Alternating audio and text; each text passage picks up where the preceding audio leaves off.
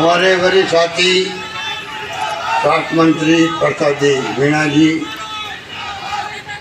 हमारे उच्च शिक्षा मंत्री राजेंद्र यादव जी, आपके लोकप्रिय विधायक लाडले प्रशांत बैरवा जी, बामनवास की हमारे विधायिका बहन इंदिरा मीणा जी, मुमताज मसीह जी, आदरणीय सिद्धार्थ शास्त्री जी, लक्ष्मण जी, जिला अध्यक्ष राजेश चौधरी जी, शीला मीणा जी, सरपंच साहिबा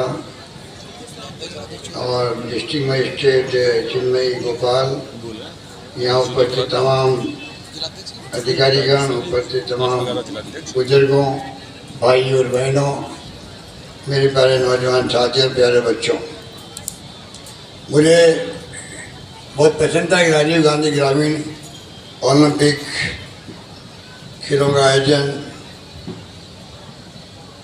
जिस रूप में अनुभव हो रहा है और आप लोग बैठे हुए हो इतनी बड़ी संख्या में और गांव-गांव में संपन्न हुए, दादा पोता साथ खेल रहे हैं, कोई उम्र की बंदिश नहीं थी। कल मैं देखा एक वीडियो, बुजुर्गों में और नौजवानों के अंदर कबड्डी खेली जा रही थी। अभी मैं आया हूँ वहाँ पर नावाज से, दूदू से, वहाँ हमारे सब गांव के लोग कबड्डी खेल रहे थे।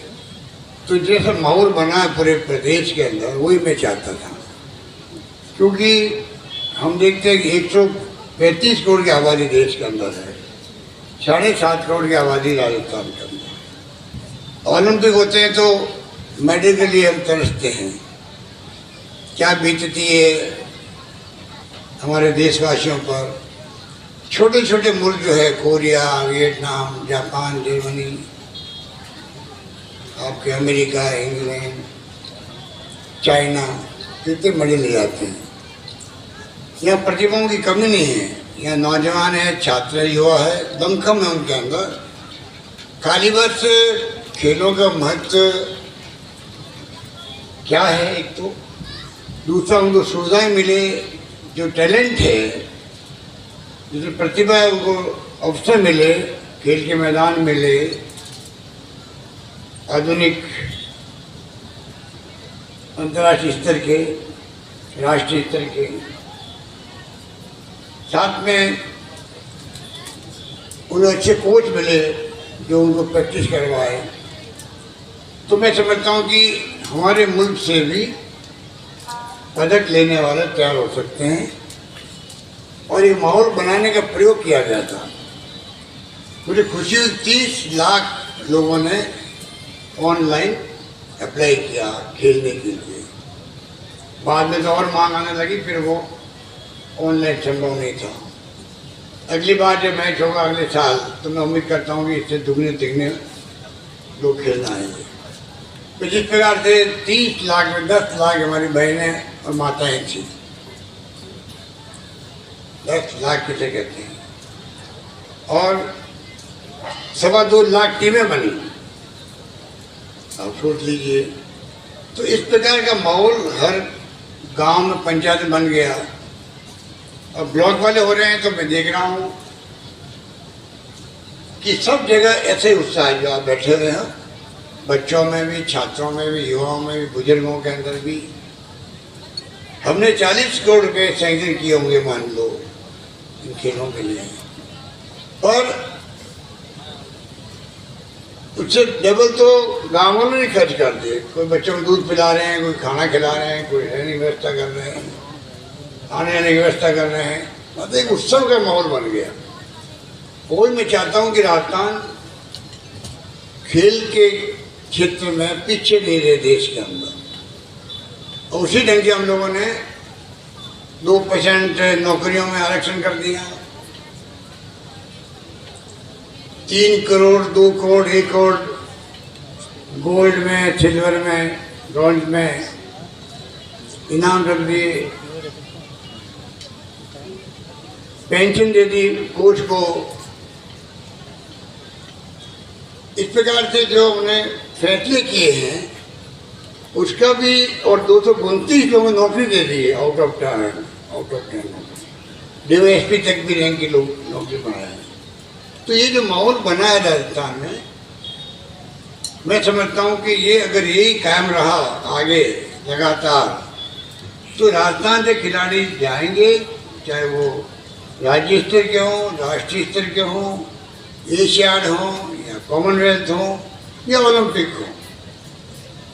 ये हमारी सबकी ख्वाहिश होनी चाहिए, भावना होनी चाहिए और प्रोत्साहन देना चाहिए बच्चों को, ये हमारी सोच होनी चाहिए। शिक्षा के क्षेत्र में भी अभी राजेंद्र जी कह रहे थे आपको, पिछले साल में 250 कॉलेज खुली राजस्थान के अंदर। आज हमने 210-11 कॉलेज खोल दी 3 साल के अंदर। 91 तो लड़कियों की कॉलेज खोल दी गई, और लड़कियां जब 500 मिलेगी वहाँ कॉलेज खुल जाएगी, ये मैंने घोषणा कर दी।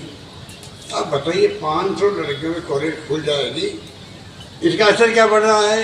अभी मेरे पूर्व वक्ता ने कहा, सच प्रसाद जी ने कहा कि पहले लड़कियों को बाहर भेजते नहीं थे पढ़ाई के लिए, अब आरक्षण मिला पंचायत चुनाव में भी और नगर पालिकाओं में भी, नौकरियों में भी।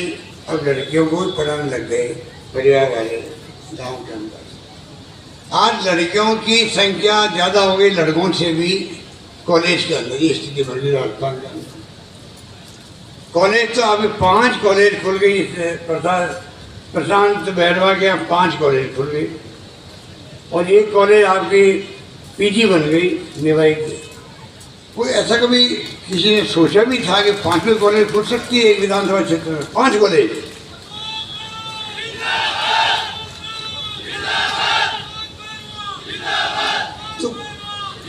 तो आप बताइए, ये तो उदाहरण है आपको। मैंने कह रखा वो सच्चाई है कि MLA साहबान मांगते मांगते थक जाएंगे, मैं देता नहीं थकूंगा, ये मैंने कहा। और जो मांगा मैंने दिया, कोई तहसील, sub centre, PSC, CSC, district hospital, primary school, middle school, secondary सब बना दी मैंने, सीनियर सेकेंडरी बना दी है, लड़कियों की एजुकेशन फ्री कर दी है। मैं 20 साल पहले 22 साल पहले मुख्यमंत्री था, तब 6 विश्वविद्यालय थे राजस्थान के अंदर। आज आपके यहाँ 85 से अधिक विश्वविद्यालय बन गए, 85 विश्वविद्यालय, मेडिकल कॉलेज बन रहे हैं, विश्वविद्यालय बन रहे हैं उनके।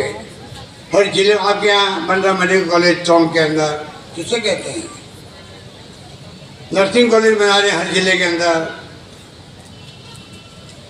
चिरंजी योजना लेके आ गए। अब चिरंजी योजना दुनिया में कहीं सुना आपने? MRI फ्री कर दिया, CT scan free, dialysis free, दवाएं फ्री तो पहले कर रखी थी हम लोगों ने, और सारा इलाज फ्री। 10 लाख का बीमा कहीं है हिंदुस्तान के अंदर? सिर्फ राजस्थान के अंदर कहीं नहीं। प्रीमियम हम भर रहे हैं, जो पैसे वाले हैं वो 850 में दे रहे खाली बस। तो आप बताइए 10 लाख का बीमा, उसमें भी क्या है? अगर मान लो 4-5 लाख खर्च कर दिए, इलाज के में खर्च हो गए, तो 10 लाख में 6 लाख ही बचे हैं। और घर में कोई बीमारी आ गई, किडनी ट्रांसप्लांट का जरूरत पड़ गई, या लिवर ट्रांसप्लांट होना है, या बोन मैरो ट्रांसप्लांट होना है, जिसके 15-20 लाख रुपये लगते हैं। तो सरकार ने फैसला किया है कि जो 6 लाख उसके बचे हुए हैं वो तो बचे रहेंगे, उसके अलावा 15 लाख या 20 लाख को सरकार देगी उस परिवार को उसका इलाज करवाने के लिए। आप बता दीजिए, ये स्कीम कहीं बनी है आज तक? और पूरे प्रदेशवासियों के लिए कोई भेदभाव नहीं है, अमीर गरीब कोई भी हो। अमीर आएगा ही नहीं, अमीर तो खुद जाएगा। आप जानते हो प्राइवेट हॉस्पिटल के अंदर उनके पास कोई पैसे कमी नहीं है। तो आज जो फैसले हो गए, साथ में हम लोगों ने 5 लाख का बीमा कर दिया एक्सीडेंट का।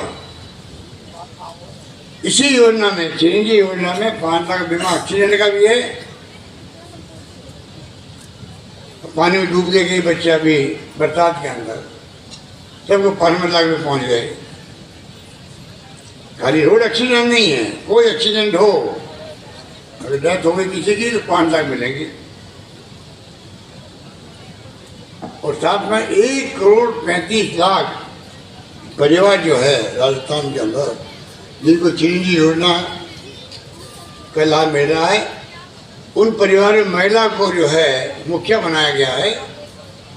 और हम प्रयास करें जल्दी हमारे अवेलेबल हो मोबाइल फ़ोन, स्मार्टफोन, 3 साल की इंटरनेट सेवा फ्री के साथ में स्मार्टफोन मिलेंगे सब परिवार को। सोच सकते हैं आप।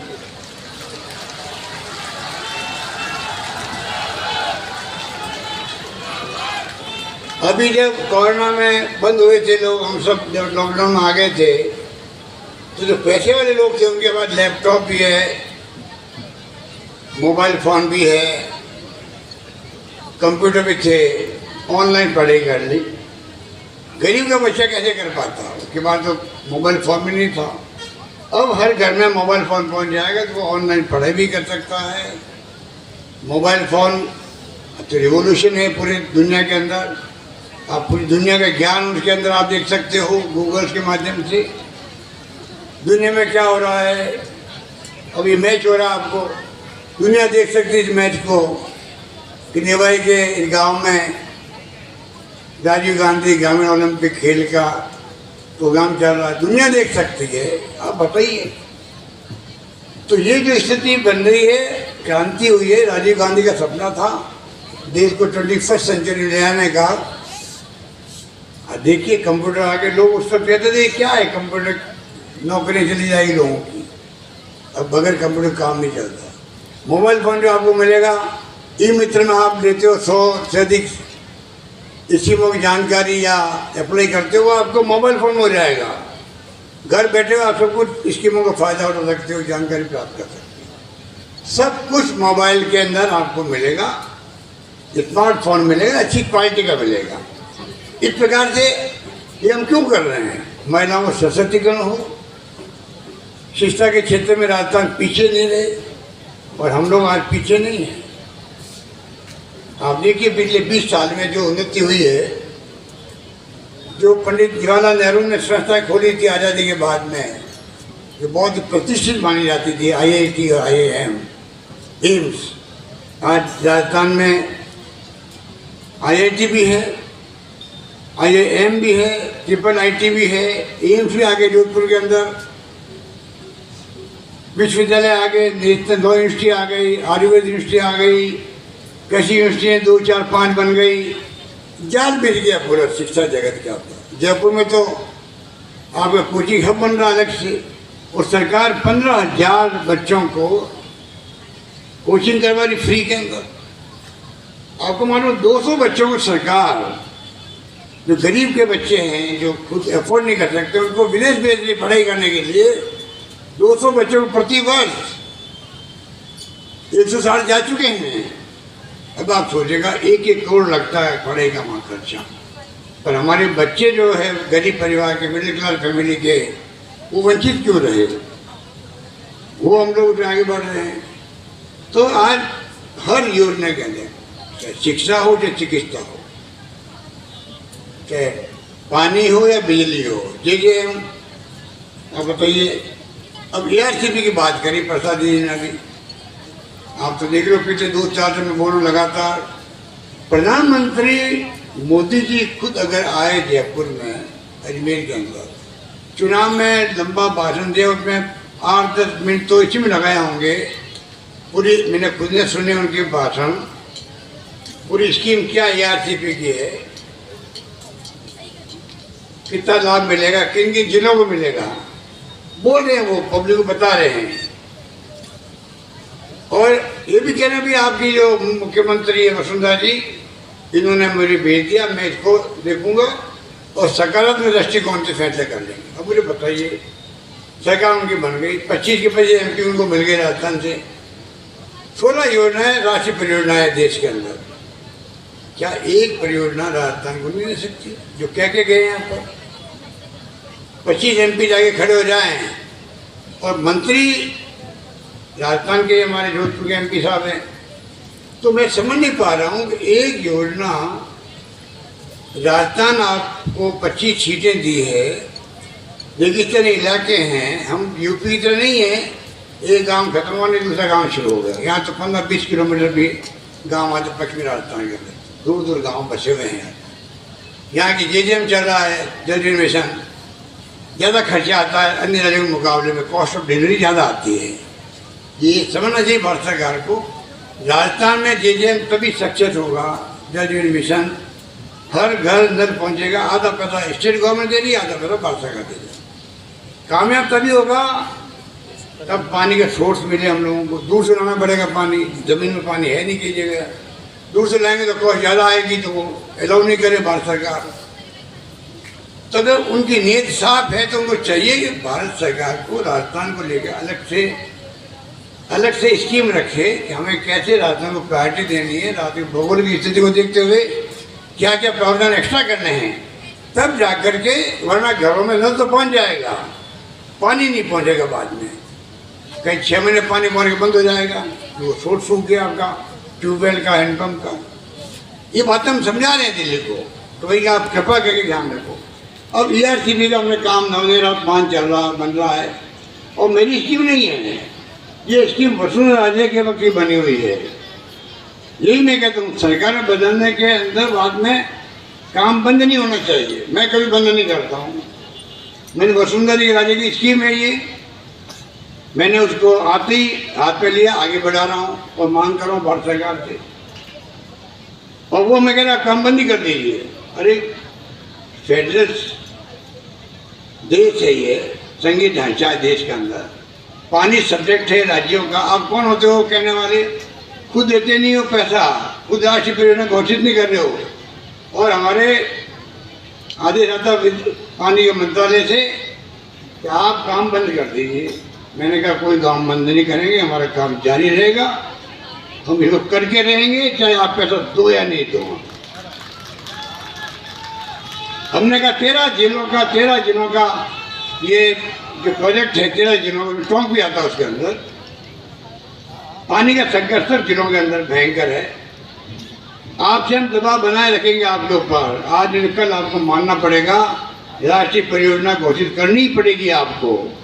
ये रिफाइनरी में आपको झुकना पड़ा, सरकार बदल गई हमारी, रिफाइनरी तेल निकल गया बाड़मेर के अंदर, रिफाइनरी हमने सैंक्शन करवा दी, रिफाइनरी हजारों लाखों लोगों को रोजगार मिलता, पेट्रोकेमिकल कॉम्प्लेक्स बन रहा है वहाँ पर, उद्योग धंधे लगेंगे वहाँ हजारों करोड़ के।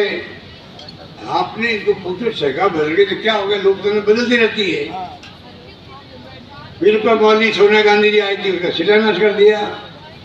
सरकार बदल गई, 5 साल 4.5 साल तक काम बंद कर दिया। हमने खूब जवाब दिया, चुनाव आने से डर के मारे इनको झुकना पड़ा, तो प्रधानमंत्री ने खुद ने प्रोग्राम बनाया वापस वहाँ पर शिलान्यास का। अरे मैंने कहा प्रधानमंत्री जी आप तो बहुत मंत्रोच्चार पढ़ते रहते हो, मंत्र पढ़ते रहते हो। जब 4.5 साल पहले मंत्र पढ़ दिए गए वहाँ पर, शिलान्यास हो गया, अब वापस जाके आप वापस मंत्र पढ़ोगे क्या वहाँ पर? तब PMO की आंखें खुली तो बदनामी हो जाएगी। रातों रात कार्ड नए छपाए गए, शिलान्यास की जगह लिखा गया कार्य प्रारंभ होने के शुभ अवसर पर प्रधानमंत्री नरेंद्र मोदी जी उपस्थित रहेंगे। बताइए आप, और हुआ क्या मालूम आपको? योजना 40,000 करोड़ की थी, लगभग 39,000 जैसे कुछ था। वो 40,000 करोड़ की योजना 70,000 करोड़ की हो गई। अब 40,000 करोड़ की योजना 30,000 करोड़ रुपये एक्स्ट्रा खर्च करना पड़ रहा है कंपनी को। उसमें राजस्थान के हिस्सा भी 26% है। बताइए आप, अरे राज बदल गया हमारा, कोई बात नहीं, हमने आपके स्वागत किया आपकी जीत को, भाई आप जीत गए हो, हम हार गए हैं। उसके बाद में आपने योजना बंद करना की क्या कारण था? मैं बंद क्यों नहीं कर रहा हूँ ERCP को? ये तो वसुंधरा की योजना है। तो समझ में नहीं आता है, लोकतंत्र में सरकार बदलती रहती है। हमारी कोई दुश्मनी RSS से और BJP से नहीं है, लड़ाई हमारी विचारधारा की है। वो संविधान की धज्जियां उड़ा रहे हैं, लोकतंत्र ही खतरे में डाल दिया। हम संविधान की भावनाओं को जो डॉक्टर अम्बेडकर का बनाया हुआ है, एक एक शब्द लिखा हुआ है, एक एक प्रेमबल की भावना है, उसको आधा बना के हम राजनीति करना चाहते हैं। सबको समानता का अधिकार मिले देश को, जो मिला हुआ संविधान के अंतर्गत। ऊंच नीच का भेदभाव नहीं हो, आगे बढ़ने के समान अवसर मिले। और गरीबी अमीरी का जो गैप बढ़ता जा रहा है, उसकी चिंता नहीं होनी चाहिए देशवासियों को और जो हुकूमत करते हैं उन लोगों को। महंगाई बढ़ रही है, बेरोजगारी हद से पार हो गई है, राहुल गांधी यात्रा कर रहे हैं भारत जोड़ो, उसको लेकिन इतना हो रहा है, आलोचना कर रहे हैं। तो मैं कहना चाहूँगा कि हमारी जो सोच है वो सकारात्मक सोच है, जो प्रधानमंत्री जी होनी चाहिए। आज समस्याएं बहुत सारी है जो कॉमन मिलके कर सके। कोरोना आ गया था, कोरोना के अंदर हमने जान लगा दी, देश में नंबर 1 हम आए थे। किसी आदमी को ऑक्सीजन की कमी से नहीं मरने दिया राजस्थान के अंदर। कितने लोग मरे तो दिल्ली के अंदर, बम्बई में, अहमदाबाद के अंदर तो 100 गाड़ियाँ खड़ी थी अस्पताल के बाहर, गाड़ियों के अंदर ही ट्रिप लग रही है मरीजों को, कोरोना पीड़ितों को। वो दृश्य भी हमने देखा। इतना शानदार दवाइयों का प्रबंधन, 40,000 के इंजेक्शन फ्री लगाया हम लोगों ने। चार्टर प्लेन किया, हवाई जहाज किराया किया बॉम्बे से दवाई मंगाने के लिए। एक दिन देरी नहीं होनी चाहिए, इतना हमने ध्यान रखा। प्रधानमंत्री ने खुद ने तारीफ करी राजस्थान की, जब वो वीडियो कॉन्फ्रेंसिंग में बात करें तब। तो मैं आपको निवेदन करना चाहूँगा कि सरकार जो है अब लंबी गायों का है। कल प्रधानमंत्री जी बोले हैं कि टीका बन रहा है, आज बड़ा हो गया, बन गया है। आज ये टीका नहीं था, दवाई नहीं थी। मैं 3-4 मीटिंग मैंने खुद ने ली, विपक्ष की पार्टी को बुलाता हूँ मैं मीटिंग के अंदर, बताओ हम सब मिलके कहते भाई कोरोना का मुकाबला करें। मुझे खुशी है आप सब ने, राजस्थान वासियों ने, मैंने कहा कोई व्यक्ति भूखा नहीं सोना चाहिए। लोगों ने इतनी मदद करी आपस के अंदर, खाना खिलाना, जाने में सबका खाना पहुंचाना, नर्से, डॉक्टर, कोई कमी किसी ने नहीं रखी। केवल पुलिस के कांस्टेबल तक ने खाना पहुंचाने का काम किया, तो उसे डर था कि मेरे खुद को कोरोना नहीं हो जाए। पहला फेज था जब कोरोना का, हर व्यक्ति डरा हुआ था कि कहीं मैं जाऊंगा सेवा करने के लिए, मैं खुद ही कहीं चपेट में नहीं आ जाऊँ। तब भी लोगों ने सेवा करी, हर कर्मचारी ने सेवा करी। तो राजस्थान का इतिहास रहा है कि सब जब संकट की घड़ी में लोग एक हो जाते हैं, और हम लोगों ने उसको पार पाया, शानदार इंतजाम किया। लंपी रोग में कल मैं जाके आया गौशाला के अंदर, गायों को देख के आया। अब गाय माता को तकलीफ हो रही है, वो मरती बेचारी तो तड़प तड़प के मरती है, बहुत तकलीफ हो रही है। और भारत सरकार का टीका भी किसी के पास नहीं है। बकरी का टीका लगा, बकरी की दवाई दे रही थी उसको अभी तक। अब काढ़ा आया, मान लो जो हमारा आयुर्वेद का है, होम्योपैथिक इलाज है, वो भी चल रहा है, कोई कमी नहीं रख रही। उस पर कोई राजनीति करना चाहते कुछ लोग, आप देख रहे हो अखबारों के अंदर क्या हो रहा है। अरे भाई, जब हिंदुस्तान में दवाई नहीं है, वैक्सीन भी नहीं है, अब जाके प्रधानमंत्री कल बोले नोएडा के अंदर वैक्सीन बन गई है, तो बन गई तो बनने में टाइम लगेगा, बांटने में टाइम लगेगा, बनने के बाद में अभी तो रिसर्च हुई होगी उसकी। तो ये तमाम बातें मैं समझता हूँ कि हमें समझने की बात है। तो इस मौके पर मैं आपको यही कहना चाहूँगा, पानी की बात हो, बिजली हमने किसानों का अलग बजट पेश किया, किसानों को 1000 रुपये दे रहे हैं हम लोग प्रति माह समान राशि बिजली के लिए। आज 8 लाख लगभग किसानों का बिजली का बिल शून्य आ रहा है, 0 आ रहा है। 50 यूनिट हमने ख़त्म किया आप सबके लिए, प्रदेशवासियों के लिए फ्री कर दी, और 300 यूनिट तक रेट कम कर दी। उसका असर है 45 लाख लोगों का बिल 0 आ रहा, राजस्थान 0 आ रहा, 45 लाख लोगों का बिल आप सोच सकते हैं। हमारी तरफ से कोई कमी नहीं रख रहे हैं, पानी हो, बिजली हो, शिक्षा हो, या वो स्वास्थ्य सेवाएँ हो, सड़कों पे जाल बिछा रहे हैं। सड़कें टूट इतनी गई है बरसात के अंदर भी। मेरे क्षेत्र में टूटी हुई सड़कें हैं, ये प्रधान मांग रहा है 200 करोड़ रुपये दो मुझे। मेरे वाले लोग वहाँ जोधपुर, मुझे विधानसभा क्षेत्र के लोग कहते हैं कुछ तो पैसा दे रहा हूँ हम लोगों को। तो आप बताइए कि हमने फिर भी प्रयास कर रहे हैं कि सड़कों को जल्दी रिपेयर करें, पैच करें, नहीं बनाए, और शानदार बन रही है। पहले के ज़माने में सड़कें बहुत खराब थी राजस्थान की, आज राजस्थान बहुत आगे निकल गया है। पहले गुजरात से हम आते थे, नींद खुल जाती थी, लोग समझते अब राजस्थान आ गया है, ये सड़कों की स्थिति थी। अब मैं भी गुजरात गया था अभी 15 दिन पहले, वहाँ के लोगों के साथ उल्टा हो गया मामला। राजस्थान में सड़कें शानदार नेशनल हाईवेज हैं, स्टेट हाईवेज हैं, डिस्ट्रिक्ट रोड हैं। अब राजस्थान जब आते हैं गुजरात तो नींद खुलती थी मालूम पड़ता गुजरात आ गया है, इतना फर्क पड़ गया। इसलिए हम लोग तो कोई कमी रख नहीं रहे। और तो और आपके 1 करोड़ लगभग पेंशन दे रहे हैं हम लोग, बुजुर्गों को, विधवाओं को, निसज्जनों को, 1 करोड़ लोगों को दे रहे हैं। और कोई इफल बट नहीं है, कोई शर्तें नहीं है, उसका बड़ा बड़ा इम्पैक्ट है। पालना योजना में 5.5 लाख बच्चे जो है, जो अनाथ हो गए बच्चे, वो अपनी नानी के, दादी के कहीं रह सकते हैं, पूरा खर्चा सरकार दे रही है उनको। तो कहने का मतलब कोई स्कॉलरशिप है, कोई कमी नहीं रख रहे हैं। कोई वर्ग हो, SC, ST, OBC, जनरल हो, EWS के लोग हैं, उनके लिए सब छूट दे दी मैंने। तो हम लोग चाहते हैं राजस्थान में विकास हम सब मिल करके तेज गति से करें। और उसी रूप में आज जो माहौल खेलों का बना है, उसको तो खेल को खेल की भावना से खेलना पड़ेगा। इतनी दुश्मनी नहीं आपस के अंदर कि वो कोई एक है ना, वो शेर शायरी में तो भूल गया, दुश्मनी की एक हद पे, दुश्मनी हद पे रहनी चाहिए। ट्रॉन्क में बैठे हो तुम यार, ट्रॉन्क वाला तो कवि और शायर बहुत भरे पड़े यहाँ पर। तो उसका माने ये था कि दुश्मनी ऐसी करो कम से कम गुंजाइश रखो कि कभी दोस्ती में भाव बदल जाए तो शर्मिंदा नहीं होना पड़े, इसका मत ही होता है। तो कहने का मतलब ये है कि आज हमारे कोई दुश्मनी किसी से नहीं है। हम प्यार से, मोहब्बत से, भाईचारे से रहना चाहते हैं सब लोग, हिंदू हो, मुस्लिम हो, सिख हो, ईसाई हो, पारसी, जैन, कोई हो। अगर दुश्मनी हो गई देश तो पता नहीं क्या होगा। इंदिरा गांधी की जान चली गई, खालिस्तान नहीं बनने दिया उसने। उनको मालूम था कि मेरी जान जा सकती है, मैं उनका मंत्री था, मुझे उन्होंने कहा था कुछ भी हो सकता है।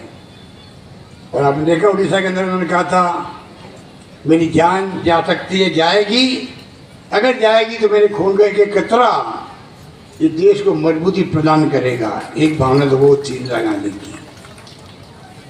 राजीव गांधी शहीद हो गए, सरदार बेन सिंह जी थे वहाँ पंजाब के मुख्यमंत्री, नेश नाबूद कर दिया वहाँ आतंकवाद को, उनको उड़ा दिया बम से। कितने ज्ञात अज्ञात लोग मारे गए फ्रीडम मूवमेंट के अंदर। उसके बाद में आपके हमारे देखते हुए ये देश अनेकता में एकता वाला है। इसमें लोकतंत्र में आपको अवसर मिला है सरकार बनाने का, प्रधानमंत्री बनने का, इसलिए मिला है कि 70 साल तक कांग्रेस ने इस देश के अंदर लोकतंत्र की जड़ें मजबूत करी है, इसलिए मिला। इंदिरा गांधी आ गई, मुरारी भाई जैसा कि 70 सौंप दी। कितनी बार सरकार बदली है, तब जाके आज आप प्रधानमंत्री बने। मोदी जी विदेश जाते हो तो आपका सम्मान होता है, क्योंकि इतना बड़ा मुल्क का लोकतंत्र, दुनिया का सबसे बड़ा लोकतंत्र इस देश के अंदर है और कायम है 75 साल से। ये सम्मान इसलिए मिलता है आपको। और आप अमृत महोत्सव मना रहे हो, कोई बात नहीं, मनाओ, हम सब साथ में आपके तिरंगे झंडा फहराना चाहिए। पंडित जवाहरलाल नेहरू 10-12 साल से जेल में बंद रहे अंग्रेजों की। आप बताइए, पंडित जवाहरलाल नेहरू ने नींव रखी देश के विकास की, सब कुछ जो संस्था बनी देश के अंदर शानदार, वो उनके वक्त की बनी हुई है। आप 17 साल तक राज किया,